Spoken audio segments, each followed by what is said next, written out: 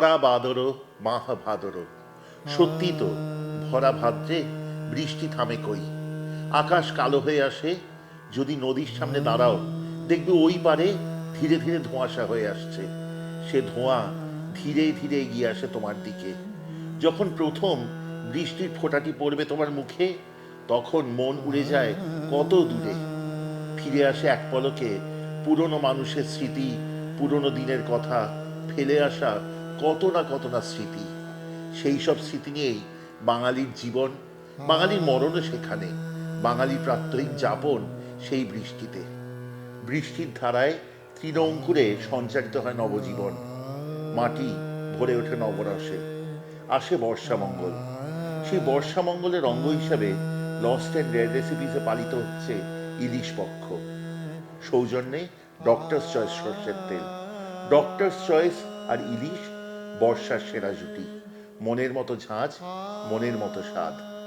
বর্ষাকে ঘিরে বাঙালির এই যে চিরন্তন রোম্যান্স, তা কিন্তু কেবলমাত্র কবিতা, গল্পে, গানে, উপন্যাসে থেমে থাকে না।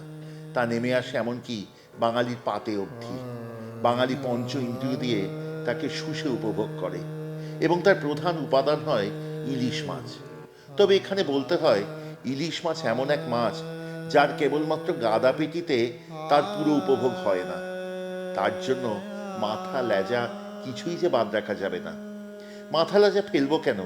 তাই দিয়ে যখন এমন সুস্বাদু রান্না হয়, ইলিশের মাঝখানটুকু দিয়ে গাদা পেটি দিয়ে রান্না হচ্ছে। ইলিশ পক্ষের আজকের এই পঞ্চম পর্বে বাদ থাকবে না সেই লেজা আর মুড়ো। করব চাল কুমড়ো দিয়ে ইলিশ মাছের লেজা মুড়োর ঘন্ট। চলুন শিখি।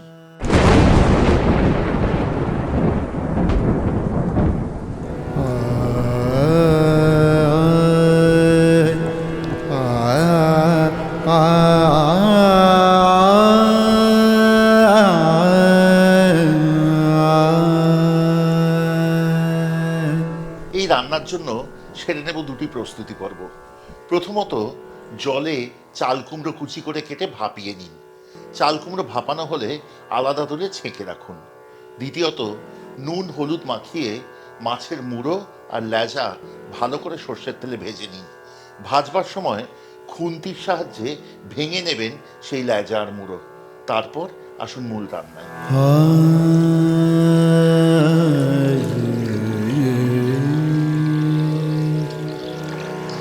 रुत सावन की पिया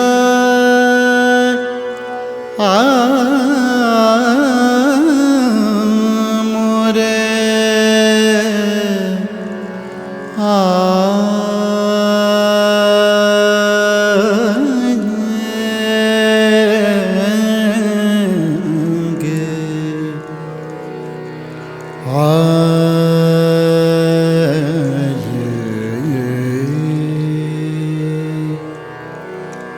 रुत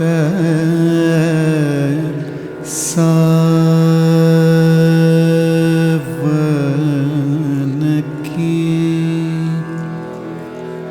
पिया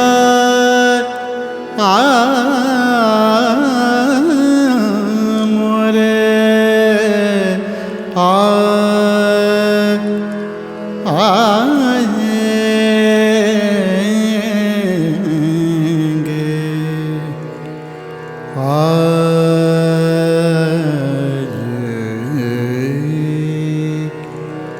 रुत सावन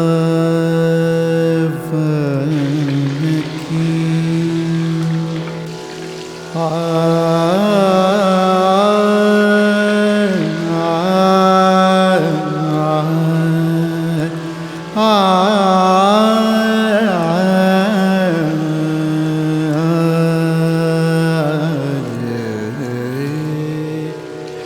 रुत सावन की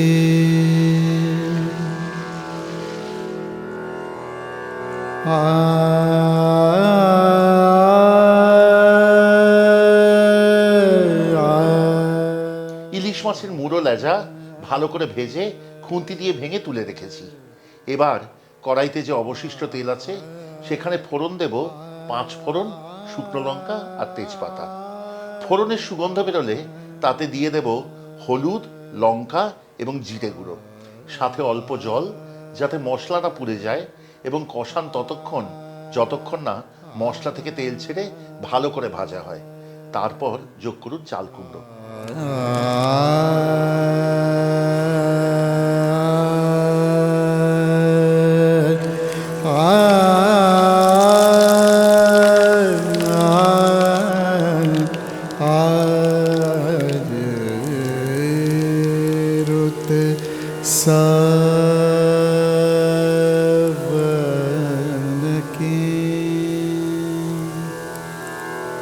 Nisare re ga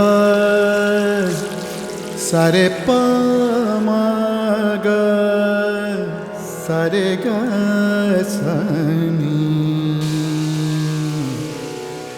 pa ni sare re ga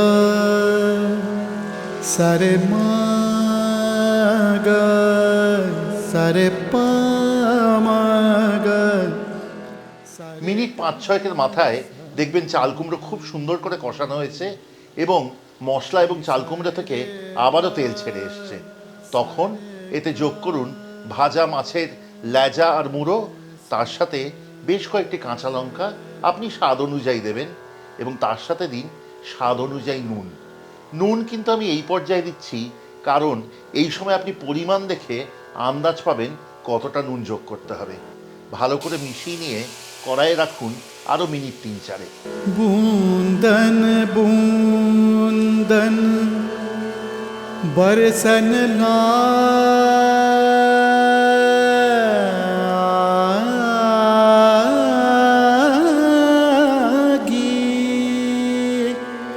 बूंदन बूंदन बरसन ला আরও মিনিট 3-4 হয়ে গেছে। এইবার রান্নাটিতে যোগ করুন অল্প পরিমাণ চিনি এবং তার সাথে 1.5 থেকে 2 চামচ চালের গুঁড়ো। कार बदरिया छाई रे আতপ চালের গুঁড়ো সবচেয়ে ভালো হয় গোবিন্দভোগ চালের গুঁড়ো ব্যবহার করলে। ভালো করে মিশিয়ে নিন, দেখবেন রান্নাটি একটু শুকিয়ে আসবে। তারপর যোগ করুন ধনেপাতা কুচি বেশ খানিকটা। ভালো করে মিশিয়ে নিয়ে নামিয়ে নিন।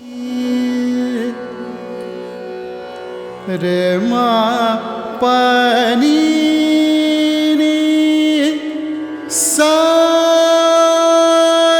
निसा सा पा ধনেপাতা কুচি ছড়িয়ে রান্নাটি মিশিয়ে নেওয়ার পর প্রস্তুত হলো পরিবেশনের জন্য। এই রান্না কিন্তু পরিবেশন করবেন কেবলমাত্র গরম ভাতের সাথে। আশা করি আপনাদের ভালো লাগলো আজকের পর্ব এবং এই ইলিশ পক্ষ। ভুলবেন না, এখনো একটি পর্ব বাকি আছে। শেষ পর্বে আছে দারুণ এক চমক। দেখতে ভুলবেন না, সঙ্গে থাকবেন। যদি ভালো লাগে সাবস্ক্রাইব করবেন, এবং যদি মনে করেন আমাদের চ্যানেলের সব রান্নার নোটিফিকেশন প্রথম পৌঁছবে আপনার কাছে, তাহলে অবশ্যই বেল আইকনটি টিপে দিতে ভুলবেন না। আর হ্যাঁ, যদি আমাদের যোগাযোগ করতে চান তাহলে আমাদের যোগাযোগের নম্বর হলো 6291834357। আপনাদের যোগাযোগের অপেক্ষায় থাকবো। আজ তাহলে আসি, ধন্যবাদ। रे पा मा गा रे गा सा बूंदन बूंदन बरसन लागी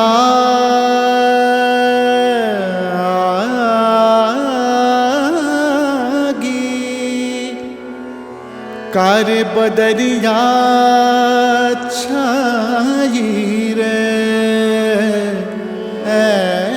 ऐसो में जो आई पिया जनन के दुख जाय आएंगे